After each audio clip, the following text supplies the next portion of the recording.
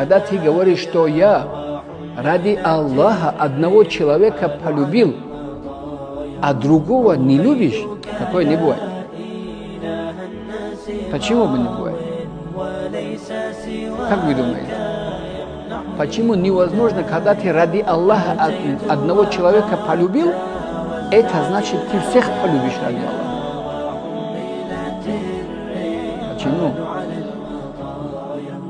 Потому что, когда ты ради Аллаха уже смог полюбить одного человека, ты его полюбил, потому что он творение Аллаха, и Аллах его любит. Но Аллах же всех создатель. Ты всех полюбишь подряд. Когда ты говоришь, я тебя люблю ради Аллаха, это означает, что я тебя люблю больше, чем себя. А если не так, это ложная любовь, это не любовь ради Аллаха.